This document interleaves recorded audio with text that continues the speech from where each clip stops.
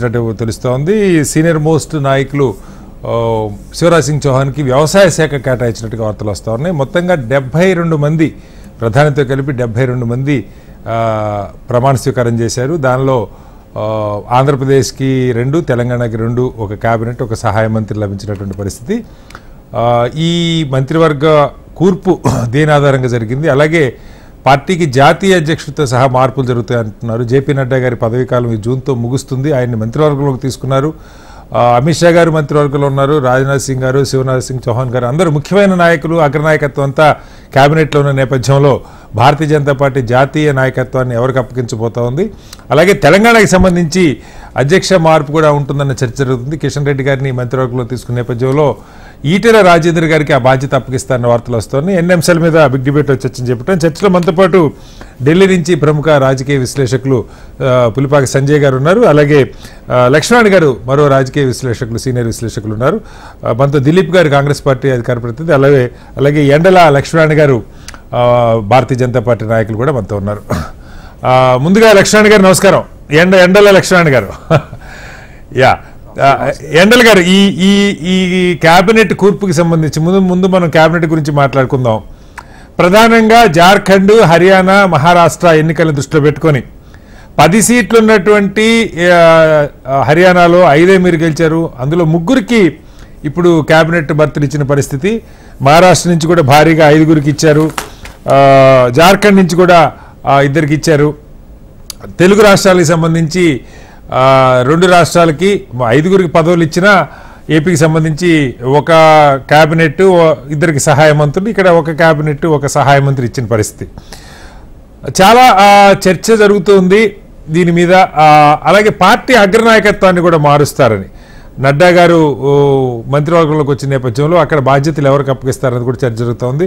ఓవరాల్గా మంత్రివర్గం మీద ఏంటి మీ అభిప్రాయం? ఎండల లక్ష్మణ్ గారు.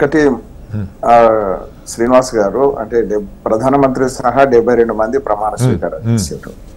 11 మంది అలయన్స్ పార్టీలకు సంబంధించినటువంటి వాళ్ళు ప్రతినిధులు ప్రమాణ స్వీకారం చేశారు. దీంట్లో 5 ముఖ్యమంత్రుల్ని కూడా అలయన్స్ గాని బీజేపీ నుంచి కానీ పనిచేసినటువంటి వాళ్ళ అనుభవజ్ఞులు రాష్ట్రాల్లో పరిపాలించినటువంటి.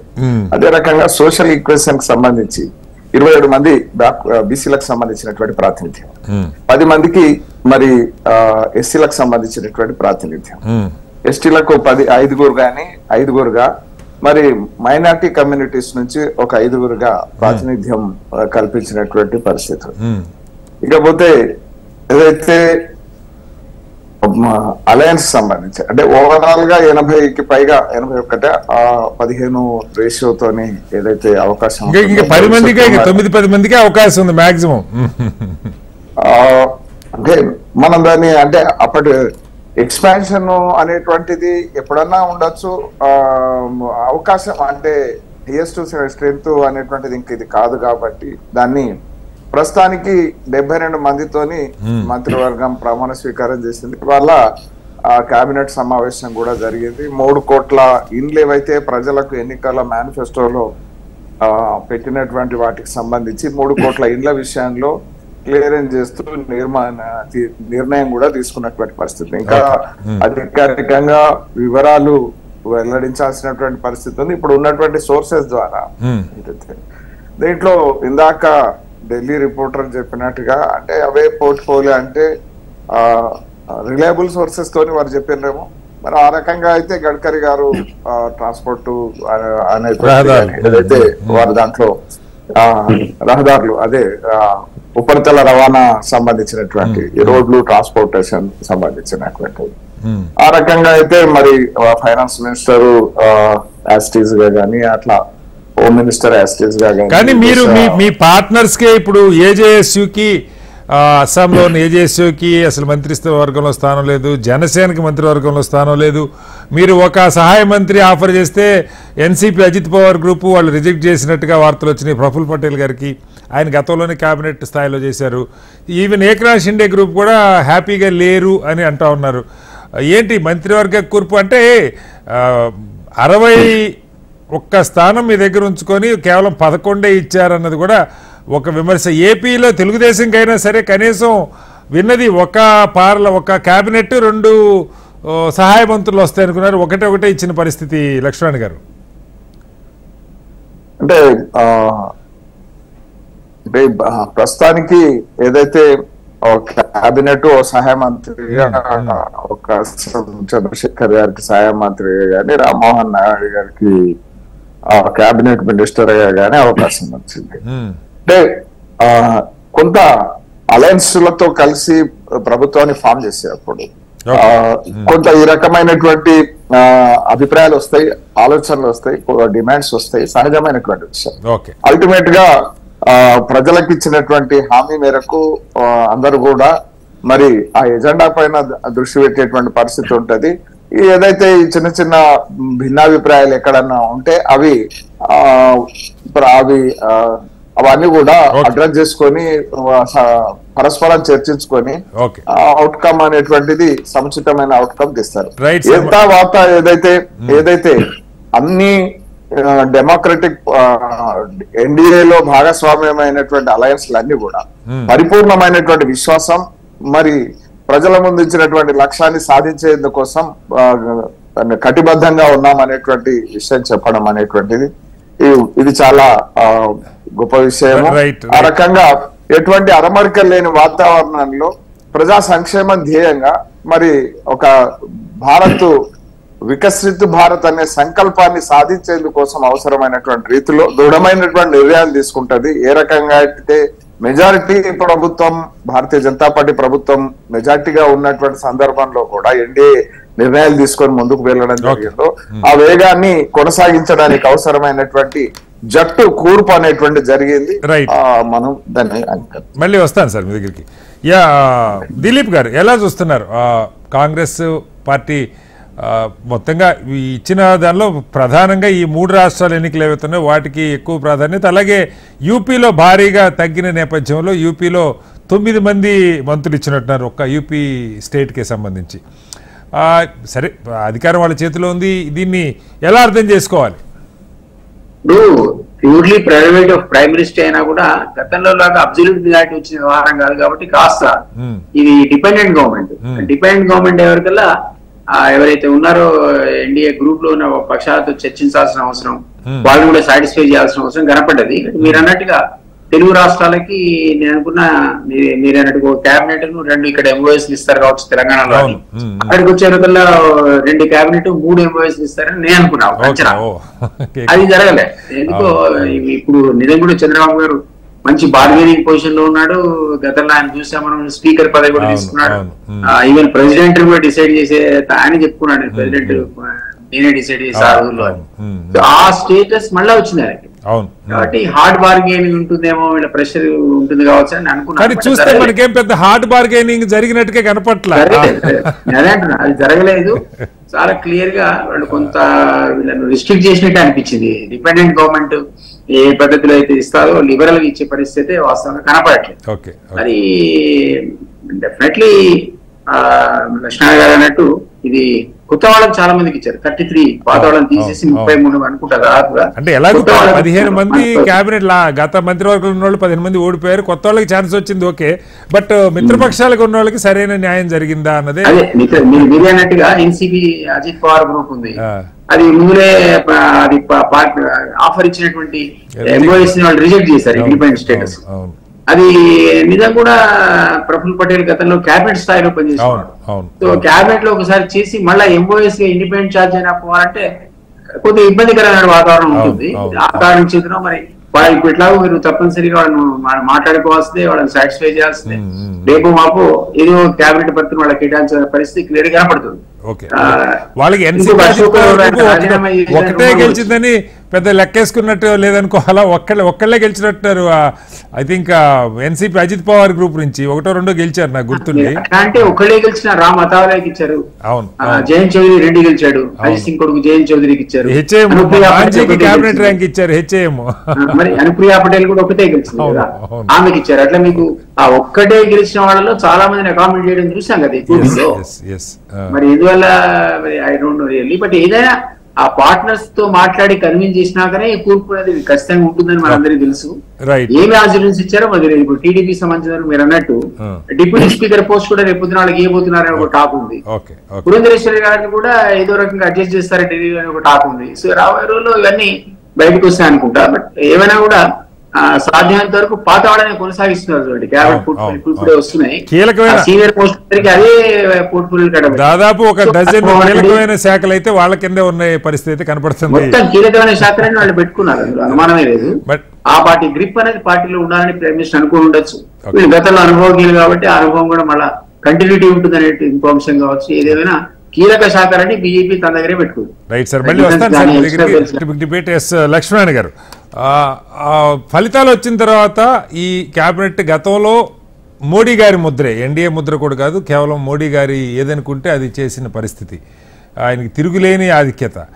ఈసారి చాలామంది అనుకుంది ఎన్డీఏ ముద్ర ఉంటుంది, లేదంటే ఆర్ఎస్ఎస్ చాలా కీలకంగా కొన్ని నిర్ణయాలు తీసుకుంటుంది, మంత్రివర్గంలో ఎవరిని ఉంచాలి ఎవరిని మార్చాలని.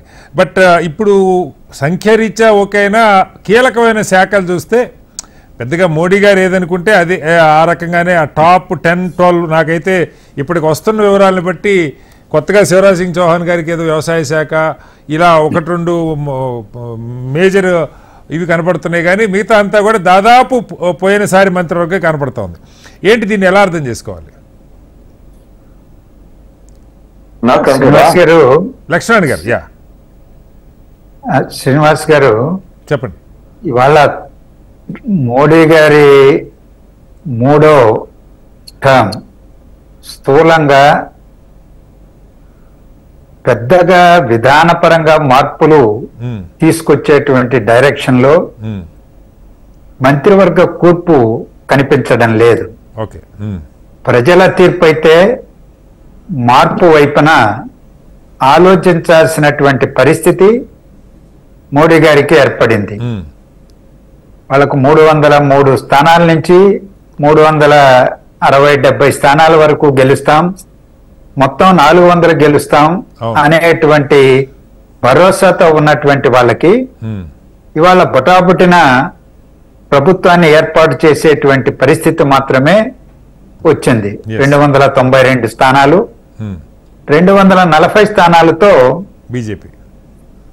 బీజేపీ ఒక అతిపెద్ద పార్టీ సొంతంగా ప్రభుత్వాన్ని ఏర్పాటు చేసే మెజారిటీ గతంలో లభించింది 2014-2019లో. ఇవాళ ఆ పరిస్థితి లేదు. దాన్ని సమీక్ష చేసుకుంటే, ఆత్మవిమర్శ చేసుకుంటే విధానపరంగా మార్పులు వ్యవస్థాగతంగా కూడా తెచ్చుకోవాలి. ఇవాళ దక్షిణాదిన బలహీనంగా ఉన్నది భారతీయ జనతా పార్టీ అని పదే పదే ఎన్నికలకు ముందు కూడా చర్చకు వచ్చింది. ఇవాళ ఫలితాలు కూడా కర్ణాటకలో వాళ్ళు ఆశించిన మేరకు రాకపోయినా కొంత మెరుగైనటువంటి ఫలితాలే ఆ మేరకు వచ్చాయంటే. అలాగే తెలంగాణలో కూడా 4-8 అయింది, పెరిగాయి. అనుకోకుండా ఆంధ్రప్రదేశ్ 25లో 21 స్థానాలు కూటమికే వచ్చాయి. ఇవాళ కేరళలో ఒకటి వచ్చింది, ప్రాతినిధ్యం సంపాదించుకున్నారు. ఇది రిఫ్లెక్ట్ కావాలి. దక్షిణాదిలో ఒక పెద్ద రాష్ట్రంగా ఉన్నటువంటి తమిళనాడుకు వాళ్ళకు ప్రాతినిధ్యం లేదు కాబట్టి ఎక్కువగా మినిస్ట్రీస్ ఇచ్చే అవకాశం కూడా లేదు. కేరళలో కూడా అంతే. కర్ణాటకకు ఇవ్వాల్సిన ప్రాతినిధ్యం కొంత అటు ఇటుగా ఇచ్చారు. కానీ ఆంధ్రప్రదేశ్ కు మనం చూస్తే ఆ ప్రాతినిధ్యం మంత్రివర్గంలో ఉన్నదని భావించడం లేదు. ఒక కేబినెట్, 2 సహాయ మంత్రులు.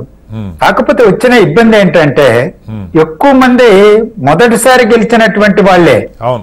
ఇవాళ గుంటూరు నుంచి గెలిచిన చంద్రశేఖర్ గారు టీడీపీ వైపు నుంచి మొదటిసారే గెలిచారు, ఆయన రాజకీయాల్లో వచ్చింది. అలాగే ఆర్ఎస్ఎస్ బ్యాక్గ్రౌండ్ ఉన్నటువంటి వర్మ గారికి కూడా మొదటిసారి, అంతకుముందు పోటీ చేసినా గెలవలేదు, గెలిచిన మొదటిసారి ఆయన్ను మంత్రిగా తీసుకున్నారు. ఇంకా పురంధేశ్వర గారు లాంటి వాళ్ళు, లేకపోతే పార్థసారథి గారు హిందూపురం లాంటి వాళ్ళు టీడీపీలో గాని, శ్రీనివాసరెడ్డి గారు, మాగుంట శ్రీనివాసరెడ్డి గారు ఒంగోలు గాని, వీళ్ళు గతంలో పార్లమెంట్ లో సీనియర్స్ ఉన్నారు, గతంలో పోటీ చేసి గెలిచినటువంటి వాళ్ళే. అలాగే నెల్లూరు నుంచి గతంలో రాజ్యసభ సభ్యుడిగా ఉండి ఇప్పుడు లోక్సభ సభ్యుడయ్యారు. ఎస్, ఇలా ఉన్నటువంటి వాళ్ళల్లో చాలా పరిమితంగానే గతంలో రిప్రజెంటేషన్ ఉండేటువంటి వాళ్ళు ఉన్నారు. సరే, మినిస్ట్రీస్ కూడా ఏమిస్తారనేటువంటిది ప్రధానమైనటువంటిది. అది కిషన్ రెడ్డి గారికి కానీ లేకపోతే రామ్మోహన్ నాయుడు గారికి కానీ ఇతర స్టేట్ మినిస్టర్స్. రామ్మోహన్ నాయుడు గారికి అయితే ఏదో పౌర విమాన శాఖ ఇచ్చినట్టుగా వస్తుంది సార్, అది నిజమో కాదు. ఈరోజు అత్యంత కీలకమైనటువంటి కాస్త ఏదైనా ఉపాధి అవకాశాలు పెంచగలిగినటువంటి రాష్ట్రాల అభివృద్ధికి, ప్రాంతాల అభివృద్ధికి ఉపయోగపడే కాస్త నిధులు ఎక్కువగా మంత్రివర్గంలో కేటాయింపులు ఉన్న శాఖ, దానివల్ల ప్రయోజనం ఉంటుంది. గతంలో మనం విమానయాన శాఖ మంత్రిగా గజపతి రాజు గారు, మన అశోక్ గజపతి గారు ఉన్నారు. ఆయన పెద్దగా ఈ ప్రాంతానికి ఏం చేయగలిగారు? ఒక విమానాశ్రయాల కొద్దిగా విస్తరణకి అంతర్జాతీయ విమానాశ్రయాలుగా తిరుపతి లేకపోతే విశాఖ, విజయవాడ వీటిని అభివృద్ధి చేస్తామనే ప్రకటనలు, కొంత చర్యలు తప్ప పెద్దగా ప్రయోజనం కలిగించినటువంటి శాఖ కాదది. ఇప్పుడు పట్టణాభివృద్ధి శాఖ కావచ్చు, లేకపోతే డీటెయిల్ కంటే ఏపీ గురించి కాదు కానీ ఓవరాల్ గా ఎలా ఉందన్న దాని మీదకి మళ్ళీ వస్తాను లక్ష్మణ్ గారి దగ్గరికి ఒకసారి. సంజయ్ గారు, ఇది ఇప్పుడు మనం చూస్తే బ్రాడ్ గా ఒక రకమైన ఓవర్ హాలింగ్ బీజేపీ ఈసారి ప్లాన్ చేస్తుంది, ఆర్ఎస్ఎస్ కూడా దానికి సిద్ధంగా ఉందన్నారు. బట్ మంత్రివర్గం చూస్తే 10-15 శాఖలు వాళ్ళ దగ్గరే ఉన్నాయి. కూటమిలో భాగస్వామ్య పక్షాలకి మొక్కుబడిగానే ఇచ్చిన పరిస్థితి కనుక 1-2 ఇప్పుడు దానిలో కూడా జస్టిఫికేషన్ లేదు. 2 సీట్లున్న జేడీఎస్కి క్యాబినెట్ ర్యాంక్ వచ్చింది. ఒక్కొక్కటి ఉన్న హిందుస్థాన్ ఆవామ్ మోర్చా జితేన్ మాంజీకి క్యాబినెట్ ఇచ్చారు, అప్నాదల్కి ఇచ్చారు.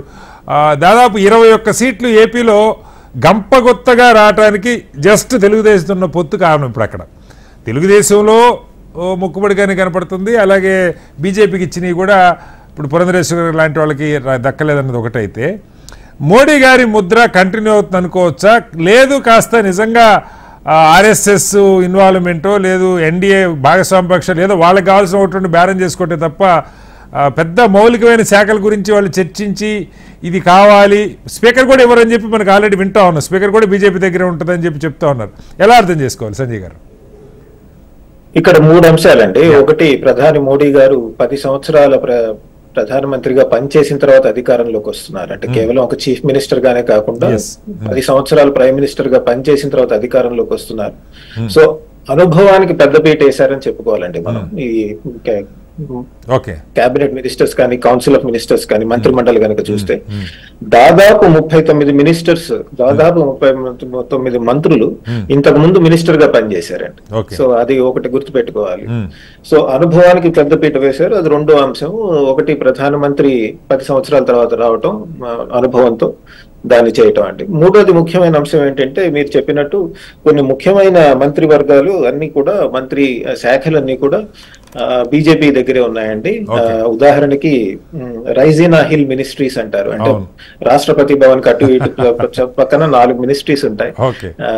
ఆర్థిక శాఖ మంత్రి, హోం శాఖ, రక్షణ శాఖ, తర్వాత విదేశాంగ శాఖ మంత్రులు. ఇవి 4 కూడా బీజేపీ తీసుకుంది. లాస్ట్ టైం వాళ్ళే కంటిన్యూ చేశారంటే అనుభవంతో పాటు కంటిన్యూటీ మీద ఫోకస్ జరుగుతున్నట్టు కనబడుతుందండి. ఎందుకంటే బీజేపీ మేనిఫెస్టో చూస్తే వాళ్ళు ఉదాహరణకి విదేశాంగ శాఖ దాని కింద వాళ్ళు ఏం చెప్పారంటే, యునైటెడ్ నేషన్ సెక్యూరిటీ కౌన్సిల్ అంటే ఐక్యరాజ్య భద్రతా మండలిలో భారత్ని చేర్చే విధంగా ప్రయత్నిస్తా ఉన్నారు. అది చాలా పెద్ద పని చేయాల్సిన అవసరం ఉంటుంది దాని మీద. అలానే మీరు డిఫెన్స్ మినిస్ట్రీ తీసుకోండి, అగ్నివీర్ గురించి మాట్లాడుతున్నారు చాలా మంది, కానీ మీరు డిఫెన్స్ మినిస్ట్రీలో చూస్తే మేక్ ఇన్ ఇండియా, తర్వాత డిఫెన్స్ మోడర్నైజేషన్, తర్వాత టెక్నాలజీ ఎలా తీసుకురావాలి డిఫెన్స్ లో కన్నా దాని మీద చాలా పెద్ద చర్చ నడుస్తోంది. 10 సంవత్సరాలుగా దాన్ని ముందుకు తీసుకెళ్లి స్థానికంగా ఎంప్లాయ్మెంట్ దొరికేట్టు ఎట్లా ముందుకు చేయాలి డిఫెన్స్. సంజయ్ గారు, మీరు గతంలో చూస్తుంటారు, యూజువల్ గా ఇలా కూటమి ప్రభుత్వాలు ఉన్నప్పుడు రైల్వేస్ లేదు పట్టణాభివృద్ధి, ఇప్పుడు మీరు చెప్పిన రక్షణ, ఆర్థిక, విదేశీ వ్యవహారాలు అవి సరే వాళ్ళ దగ్గర ఉంటుంది, అభ్యంతరం లేదు. కానీ ఇన్ఫ్రాస్ట్రక్చర్కి సంబంధించి కాస్త రాష్ట్రాలు ఎప్పుడు నాకు గుర్తున్న మేరకు అలయన్స్ ఉన్న ప్రతిసారి బీహారో బెంగాలో రైల్వేస్ తీసుకునేవాళ్ళు, మీకు గుర్తుండుంటే. బట్ ఈసారి అలా కాకుండా రైల్వేస్ వాళ్ళ దగ్గరే, రహదారులు వాళ్ళ దగ్గరే, పట్టణాభివృద్ధి శాఖ వాళ్ళ దగ్గరే, వ్యవసాయం వాళ్ళ దగ్గరే. ఈ కొంచెం అంటే ఎలా ఏమంటారు? అంటే ఇంతకు ముందు సంకీర్ణ ప్రభుత్వాలు ఉన్నాయి, ఇప్పుడు సంకీర్ణ ప్రభుత్వమే అండి. కానీ ప్రస్తుతం ఉన్న సంకీర్ణ ప్రభుత్వంలో 240 సీట్లు బీజేపీకి ఉన్నాయి. అంటే బీజేపీ ఇస్ ద పోల్, దాని చుట్టూ ప్రభుత్వం ఏర్పడుతుంది. తర్వాత వచ్చిన పెద్ద పార్టీలు ఏవైతే ఉన్నాయో టీడీపీ కానీ లేదా నితీష్ కుమార్ గారి జనతాదళ్ యునైటెడ్ కానీ వాటి ప్రయారిటీస్ ఏంటి అని కూడా మనం చూడాలి. వాళ్ళు నా ఉద్దేశంలో అంటే ప్రస్తుతం జరిగిన మంత్రివర్గ ఈ కేబినెట్ కౌన్సిల్ వీటి ఫార్మేషన్ చూస్తే కనుక వాళ్ళు వాళ్ళ రాష్ట్రాలలో ఎక్కువ దృష్టి కేంద్రీకరించాలి అని కనబడుతోందండి. అంటే వాళ్ళకున్న స్థానికంగా ఉన్నటువంటి ఆర్థిక రాజకీయ అంశాలను పరిగణలోకి తీసుకుని వాళ్ళు స్థానికంగా పనిచేయాలనుకున్నారు కానీ ఎక్కువ ఢిల్లీలోకి వెళ్దాం అన్నట్టు కనపడలేదండి. అంటే అట్లా కాదు కదా. ఒక రీజన్ ఏంటంటే బీజేపీకి 240 అండి. ఐ మీన్ ఈ 240తో ఇంతకు ముందు ఎప్పుడన్నా సంకీర్ణ ప్రభుత్వం ఏర్పాటు చేయడం జరగలేదు. ఓకే ఓకే, సో అది మనం గుర్తు పెట్టుకోవాల్సి ఉంటుంది. రైట్, ఒకసారి మళ్ళీ వస్తాను సార్ మీ దగ్గరికి. లక్ష్మణ్ గారు, ఎండ లక్ష్మణ్ గారు, ఇక రెండవ కీలకమైన అంశం, సరే రేపు కూడా వీటి మీద పూర్తిగా శాఖలు వచ్చాక లోతుగా మాట్లాడుకోవచ్చు. తెలుగు రాష్ట్రాలకు ఏమి ఇచ్చారు, సౌత్కి ఏమి ఇచ్చారు, ఇవన్నీ ఎలాగో చర్చకు వస్తాయి. రెండవది అధ్యక్ష మార్పు, జాతీయ స్థాయిలో అధ్యక్ష మార్పు, అలాగే తెలంగాణలో పార్టీ అధ్యక్ష మార్పు మీద ఒక చర్చ జరుగుతుంది. నడ్డా గారికి ఇప్పుడే వైద్య శాఖ ఇచ్చారు క్యాబినెట్లు అని చెప్పి ఒక వార్త వస్తూ ఉంది. సో ఆయన టర్మ్ కూడా జూన్తో అయిపోతుందని చెప్పారు. ఆయన జాతీయ స్థాయిలో ఇప్పుడు మీకు ముఖ్యమైన టాప్ లీడర్షిప్ అంతా క్యాబినెట్లోనే కనపడుతున్నారు. అమిత్ షా గారు, నడ్డా గారు, రాజ్నాథ్ సింగ్ గారు, శివరాజ్ సింగ్ చౌహాన్ గారు, ఒక 10 పేర్లు తీసుకుంటే ఆ టాప్ 10 క్యాబినెట్లోనే ఉన్నారు. జాతీయ స్థాయిలో అధ్యక్ష మార్పు ఉంటుందా లేదా? ఆయన టర్మ్ ఆల్రెడీ ఎక్స్టెండ్ చేశారు ఒక 6 months. ఉంటే అసలు ఏది అంటే ఆర్ఎస్ఎస్ నుంచి సడన్గా ఎవరైనా వస్తారు? ఈ చర్చ బయట జరుగుతూ ఉంది.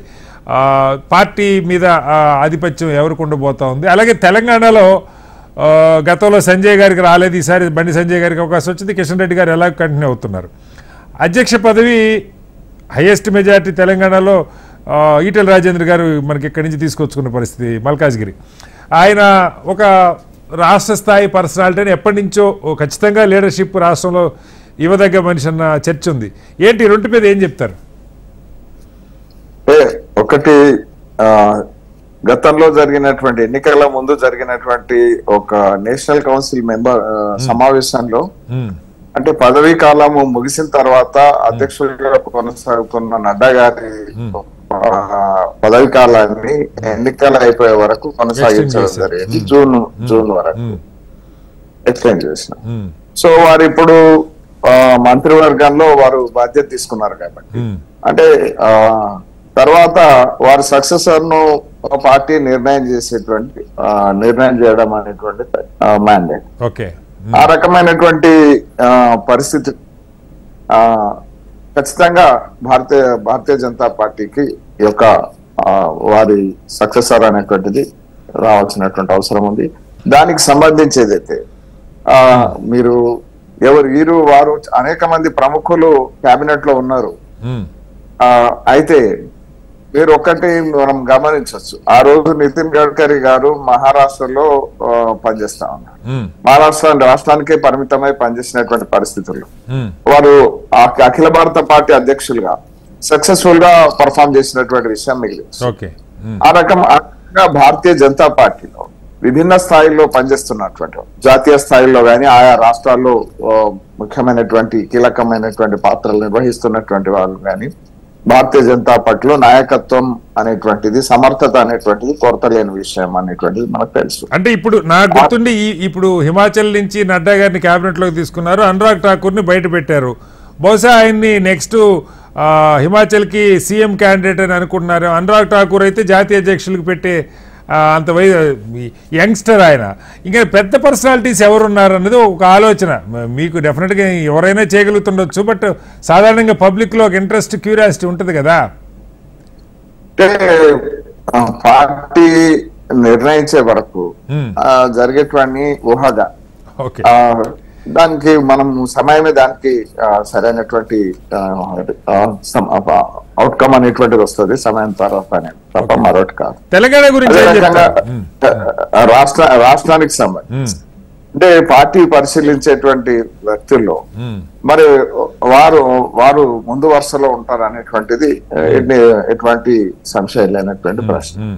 అదే రకంగా అంటే పార్టీ ఎవరిని నిర్ణయిస్తుందో నిర్ణయించే వరకు ఎవరైనా ఆస్పిరెంట్సే, కానీ నిర్ణయించే వరకు ఆస్పిరెంట్స్ అని మాత్రం మనం గమనించాలి. అంటే మీ దగ్గర ఒక ఫార్ములా 1 man 1 post, అన్నిటికీ 1 nation 1 election, 1 man 1 post అన్న రూల్ ఉంది. సరే, చాలా సందర్భాల్లో దాన్ని వైలేట్ ఎన్నికల ముందు కిషన్ రెడ్డి గారికి ఎన్నికల ముందు అంటే ఎన్నికల సమయంలో సారథ్య బాధ్యతలు అదనంగా వచ్చినాయి. ఆయన కేంద్ర మంత్రిగా ఉండి మళ్ళీ ఇక్కడ సారథ్య బాధ్యతలు కూడా చూశారు కదా, సర్టెన్ లిమిటెడ్ టైం ఎన్నికల టైం కాబట్టి ఆ రకంగా మినహాయింపుతోని కొనసాగడం జరిగింది. కానీ ఫుల్ టర్మ్ గానీ లేకపోతే సో లాంగ్ టైం గానీ అట్లా ఆస్కారం లేనటువంటి పరిస్థితి. ఇంకొక విషయం ఏంటంటే మిత్రులు అలయన్స్ కి సంబంధించి ఒక పార్టీ ఒకరున్నా కూడా ఇచ్చిండ్రు, ఎక్కువ మంది ఉన్న ఇవ్వలేదని. ఇప్పుడు ఉదాహరణకు మాంజీరామ్ ఉన్నారు, వారు ముఖ్యమంత్రిగా యూపీలో చేసింది, వారు ఒక సీటున ఇవ్వాల్సిందే. అనుప్రియ పటేల్ గారు మరి వారు గతంలో మంత్రిగా ఉన్నారు, ఇప్పుడు ఒకటి వచ్చింది కాబట్టి నేను ఇయ్యము అనడం అది భావ్యం కాదు. ఆ రకమైనటువంటి స్థితిలో ఇక ముఖ్యమైన ఎన్సీపీ అజిత్ పవార్ గ్రూప్ ఒకటే వచ్చింది, ఆయన కేబినెట్ ర్యాంక్ చేశారు, ఆయన సహాయ మంత్రి ఆఫర్ చేశారు. అంటే వారు అంటే బీజేపీలో మీరు ఎన్డీఏ ప్రభుత్వంలో వారు చేయడం జరిగింది.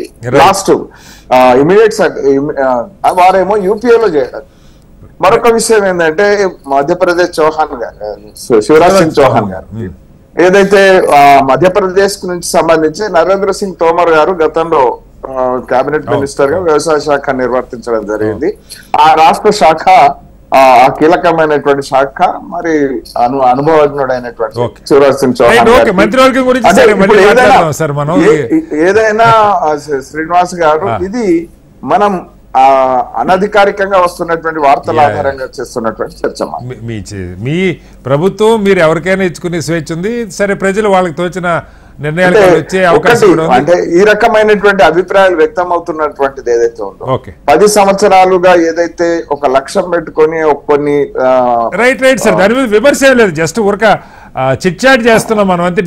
డిబేట్ దిలీప్ గారు, పార్టీకి సంబంధించి జాతీయ అధ్యక్షుల మార్పుకి ఈ జూన్ 30 గడువు అంటా ఉన్నారు.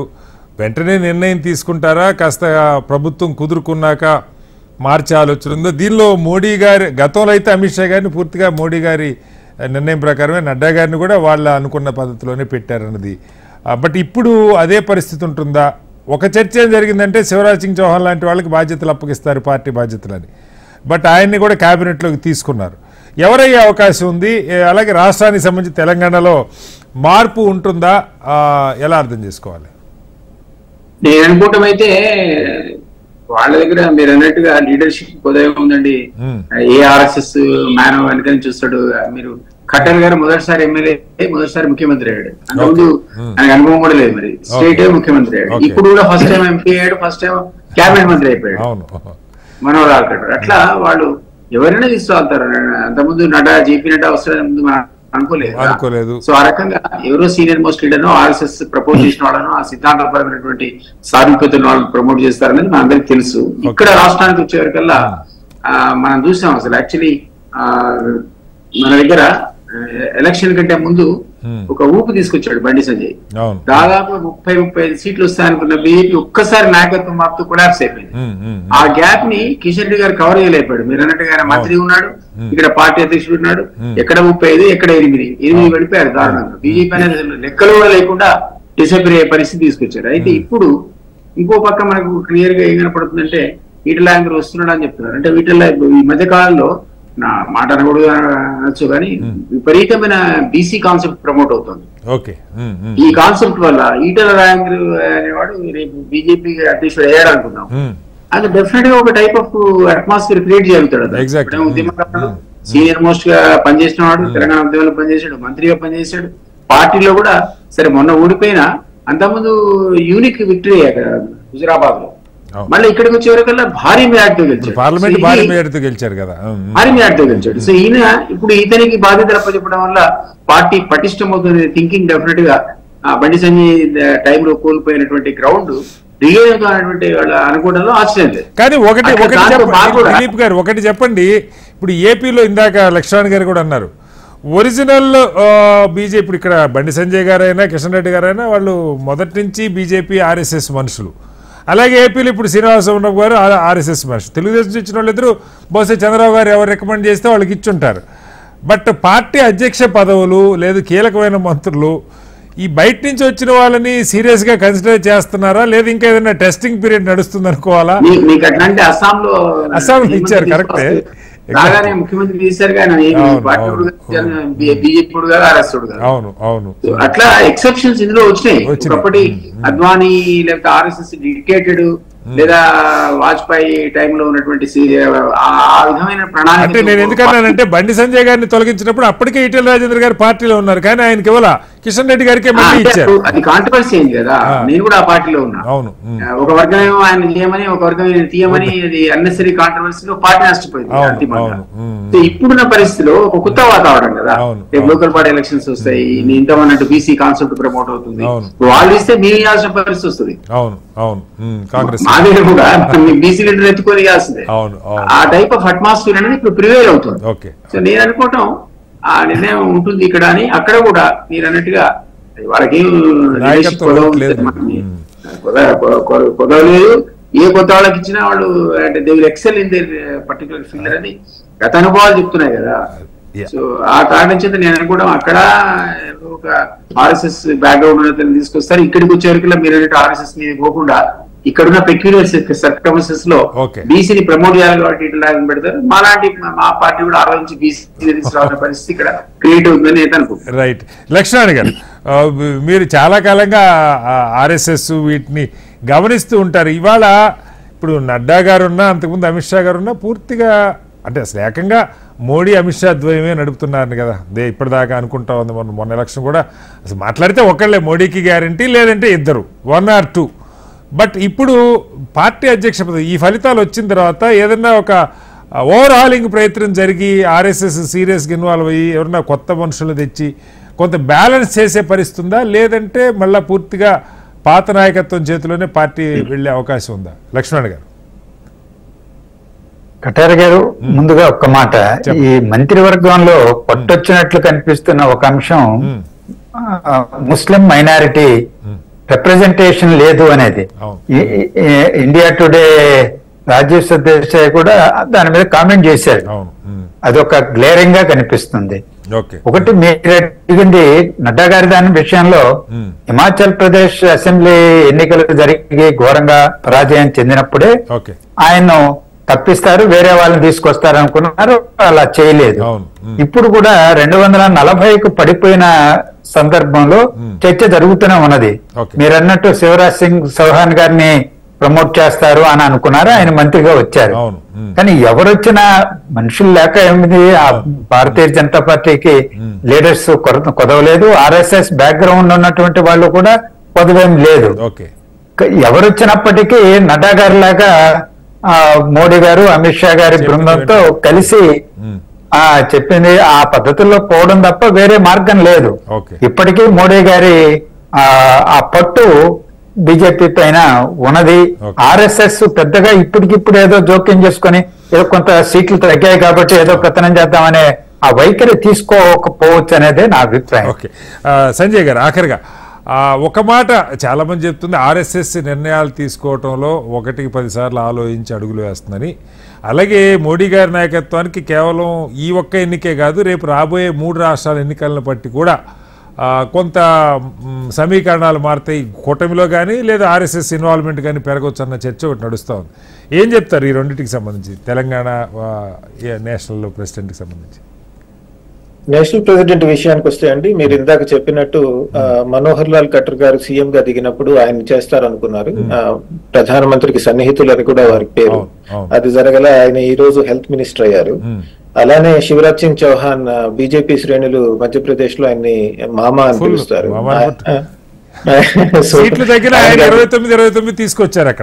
తీసుకొచ్చారు కానీ ఆయన అగ్రికల్చర్ మినిస్టర్ అయ్యారు. మనకు తెలిసిందే జేపీ నడ్డా గారు హెల్త్ మినిస్టర్ అయ్యారు. మీరు చెప్పినట్టు అనురాగ్ సింగ్ ఠాకూర్ హిమాచల్ ప్రదేశ్ స్థానికంగా ఉన్నటువంటి రాజకీయాలకు పరిమితం అవుతారా లేదా సెంటర్కి వస్తారా అనేది ఇంకా తెలియదండి. కాకపోతే వార్తల్లో వస్తున్న పేర్లు మనం కొన్ని గమనించవచ్చండి. ఉదాహరణకి బీజేపీ జనరల్ సెక్రటరీగా పనిచేస్తున్నటువంటి బిఎల్ సంతోష్ గారిని ఏమన్నా చేస్తారా? ఎందుకంటే కర్ణాటకలో అసెంబ్లీ ఎలక్షన్స్ ఓడిపోయినా పార్టీని తిరిగి మళ్ళీ బాగా ఎలక్షన్స్ లో, మొన్న జరిగిన లోక్సభ ఎలక్షన్స్ లో బాగా పెర్ఫార్మ్ చేసింది BJP. And southern part of India నుంచి ఒక నాయకుడిని చేయటం కూడా అవుతుంది అది కనుక అయితే. అలా కాకుండా సునీల్ బన్సల్ అని పేరు కూడా వార్తల్లో వినపడుతుందండి. ఆయన ఇంతకు ముందు 2017 యూపీ ఎలక్షన్స్ కనుక మనం తీసుకుంటే ఆయన దాని సారథ్యం వహించారని పేరు. కానీ ఆయన తీసుకెళ్లి ఒరిస్సాలో పెట్టారు. ఒరిస్సా ఇప్పుడు పూర్తిగా బీజేపీ చేతుల్లోకి వచ్చింది. సో సునీల్ బన్సల్ లాంటి అంటే బ్యాక్గ్రౌండ్ లో పనిచేస్తున్న వాటి వ్యక్తిని బీజేపీకి చేస్తారు.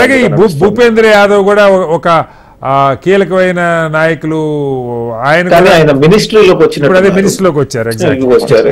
అలానే మీరు ఒకటి ఏంటంటే నడుస్తుంది వార్తల్లో చూసింది, మహారాష్ట్రలో పెద్ద నాయకులు చాలా మంది రాష్ట్రానికే పరిమితం అయ్యారు. కొంతమందిని ప్రాబబ్లీ ఢిల్లీకి తీసుకురావాలేమో అని. అలా వాటిలో ఫడ్నవీస్ తెస్తారా అని. కాకపోతే బీజేపీ పెద్దగా సరిగ్గా పనిచేయలేదు. బీజేపీ మహారాష్ట్రలో ఈసారి మహారాష్ట్ర ఎలక్షన్స్ కూడా ఉన్నాయి కాబట్టి ఇప్పుడు మరి ఆ ప్రయోగం చేస్తారో లేదో మనకు తెలియదండి. లేదా మిగతా వక్తలు ఇంతకు ముందు చెప్పినట్టు ఇంతకు ముందు బీజేపీలో పనిచేసినటువంటి జనరల్ సెక్రటరీలు ఎవరైనా ఇప్పుడు లేకపోతే వాళ్ళని కూడా తీసుకొస్తారా అని కూడా వార్తల్లో వస్తుందండి. తెలంగాణ గురించి ఏం చెప్తారు సంజయ్ గారు? తెలంగాణ అంటే తెలంగాణ అంశం నేనంత పరిశీలించట్లేదండి. నేషనల్ లెవెల్లో చూస్తున్నాను కాబట్టి ఏదైనా ఈ రాజకీయ మొన్న జరిగిన ఎన్నికల విషయంలో కనుక మనం చూసినట్టయితే అన్ని పార్టీలు యువతకు దగ్గర అవడానికి ప్రయత్నిస్తున్నాయి. అలానే మంచి ఎక్స్పీరియన్స్ కూడా కావాలి. ఇది చాలా కాంప్లికేటెడ్ ప్రాబ్లం అండి. యూత్ ఫేస్ కావాలి కానీ ఎక్స్పీరియన్స్ కావాలి. సో అన్ని పార్టీలు కూడా ఈ కాంప్లెక్స్ సిచ్యువేషన్ ఎలా హ్యాండిల్ చేయాలన్న దాని మీద వాళ్ళు ఆలోచించాల్సి ఉంటుంది పోను. Okay, right. మొత్తంగా జాతీయ స్థాయిలో ఏర్పడినటువంటి కేబినెట్ మెజారిటీ స్థానాలు, కీలకమైన స్థానాలు గతంలో ఎవరైతే ఆ పోర్ట్ఫోలియో నిర్వహించారో వాళ్ళకే అప్పగించడం జరిగింది. కూటమిలో ఉన్నటువంటి సంకీర్ణ ప్రభుత్వంలో భాగస్వాములుగా ఉన్న పార్టీలకి ఇప్పటికైతే పరిమితంగానే మంత్రి పదవులు దక్కిన పరిస్థితి. అయితే రాబోయే 3 రాష్ట్రాల ఎన్నికలు దృష్టిలో పెట్టుకుని ఎన్డీఏ అక్కడ మెరుగైన ఫలితాలు సాధించడం కోసం అటు జార్ఖండ్, హర్యానా అండ్ మహారాష్ట్ర ఎక్కువ సంఖ్యలో మంత్రి పదవులు దక్కిన పరిస్థితి కనపడుతుంది. కీలకంగా మైనార్టీలకు 5 మంత్రి పదవులు ఇచ్చారని చెప్తున్న అందులో ముస్లిం మైనార్టీకి ఒక్క స్థానం కూడా దక్కలేదన్నది బీజేపీ ఒరిజినల్ స్టాండ్ ఏదైతే ఉందో దానికి కంటిన్యూ అవుతున్నట్టుగానే మనం అర్థం చేసుకోవాలి. గతంలో ఒకళ్ళిద్దరు ఉండేవాళ్ళు, వాళ్ళు కూడా ఇప్పుడు నామకే వాస్తే కూడా ముస్లిం మైనారిటీ నుంచి దేశంలో 16-17% ఉన్న ముస్లిం మైనారిటీ నుంచి ఒక్కళ్ళకి కూడా మంత్రివర్గంలో స్థానం రాకపోవడం కూడా ఒక చర్చ జరుగుతుంది. అలాగే నాయకత్వ మార్పు అటు పార్టీ పరంగా జాతీయ స్థాయిలో రాష్ట్రంలో నాయకత్వానికి ఏం కొదవలేదు. అయితే వాళ్ళకి అన్ని రకాలుగా అనుకూలంగా ఉండే నాయకత్వాన్ని ఆర్ఎస్ఎస్ నుంచి కానీ పార్టీలో ఉన్న వాళ్ళు కానీ ఆ బాధ్యతలు వాళ్ళ సక్సెస్ స్ట్రైక్ రేట్ని దృష్టిలో పెట్టుకొని బాధ్యతలు అప్పగిస్తారన్న చర్చ కూడా జరుగుతుంది. చర్చలో పాల్గొన్న సంజయ్ గారికి, అలాగే లక్ష్మణ్ గారికి, దిలీప్ గారికి, ఎండల లక్ష్మణ్ గారికి ప్రత్యేక ధన్యవాదాలు. ఇది వాళ్ళ బిగ్ డిబేట్. రేపు మరోస్తే మళ్ళీ కలుద్దాం. అందరికీ నమస్కారం.